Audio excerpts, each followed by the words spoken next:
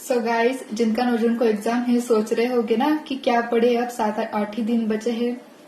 तो मैं तो कहूंगी कुछ मत पढ़ना दोस्तों, बट रिवीजन देना, लेकिन एक्स्ट्रा न्यू पढ़ने के पीछे बिल्कुल भी मत भागना, जिसकी वजह से आप पीछे जो पढ़े हो वो ही भूल जाओगे टेंशन के मारे।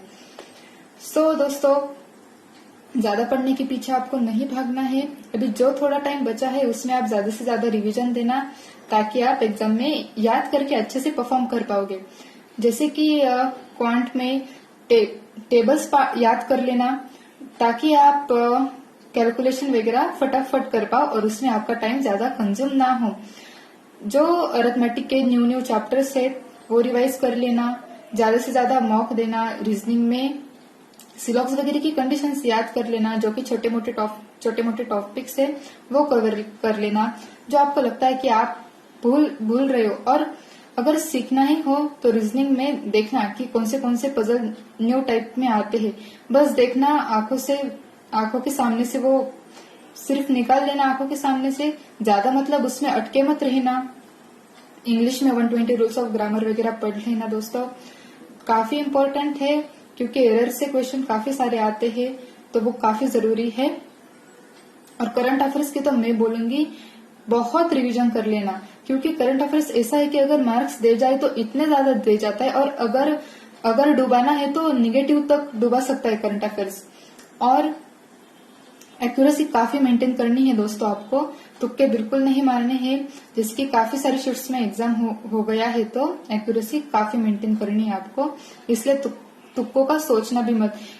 जो कोई सोच रहा है कि मेरी तो बस प्री निकल गई, मेरा स्टार्टिंग का अटेम्प्ट है, तो मेरे करंट अफेयर्स कुछ पढ़ा नहीं है, तो मैं पूरे के पूरे तुक्के मार के आऊंगी, तो ऐसा बिल्कुल मत सोचना। जितना आता है उतना ही अटेम्प्ट करके आओ। जैसे कि एसबीआई के लिए कोई सेक्शनल कट ऑफ नहीं है दोस्तों, तो आपको निगेटिव बिल्कुल भी नहीं जाना है, एक्यूरेसी काफी अच्छी मेंटेन करनी है।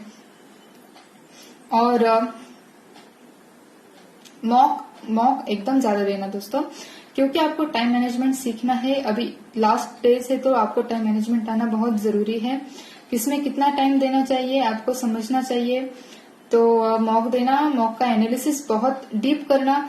क्वांट में जो रीजनिंग का एनालिसिस है, उसमें सारे पजल्स आपको नहीं देखने हैं। जिन पजल पे आप मॉक देते ज्यादा टाइम गवाया है, वही आपको देखने हैं। अगर आपने कुछ नया सॉल्व करने का ट्राई किया है, उसे आपको देखना है कि कैसे सॉल्व किया है, सॉल्यूशन में कैसे दिया है, ये सब आपको देखना है।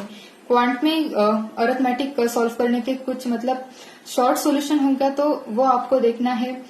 बहुत भी आपको मतलब जो नए बच्चे हैं और उनको शॉर्ट ट्रिक्स नहीं पता है, तो वो अभी सीखने के पीछे मत भागना। अगर आपका बेसिक क्लियर है तो आप उससे भी एग्जाम आराम से निकाल सकते हो। करंट अफेयर्स का भी काफी आपको जो मॉक में मतलब आंसर्स है उससे रिलेटेड भी डिस्क्रिप्शन में दिया होता है, आपको वो भी पढ़ना है। तो ऐसा सब पढ़ना है। इंग्लिश का भी पैराग्राफ कैसे सॉल्व करना है वो निमिषा बंसल मैम बहुत अच्छा पढ़ाती है, वहां आप सीख सकते हो। एडिटोरियल उनसे पढ़ लेना, उनकी क्लास होती है यूट्यूब पे, उससे आप एडिटोरियल पढ़ सकते हैं दोस्तों। तो बस मैं इतना ही कहना चाहूंगी, ज्यादा पढ़ने के पीछे मत भागना, ज्यादा से ज्यादा रिवीजन का टाइम है तो रिवीजन में ज्यादा फोकस करना।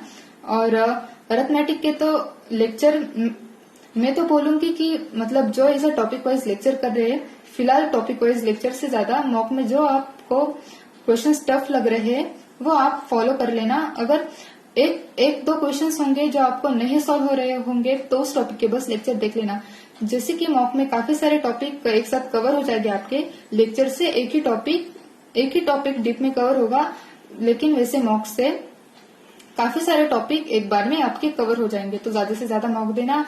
खुद को एग्जाम में बैठे ऐसा सोचना कि आप एग्जाम में दे रहे हो, ऐसा ही फील करना दोस्तों। मॉक देते समय पूरा मतलब एक जगह बैठने की आदत डाल देना। ऐसा नहीं होना चाहिए कि आप एग्जाम में बैठ रहे हो और आपको घर की मतलब आराम की आदत है, तो फिर आपको उठने बैठने की आदत है, तो आप एग्जाम में अच्छा नहीं परफॉर्म कर पाओगे।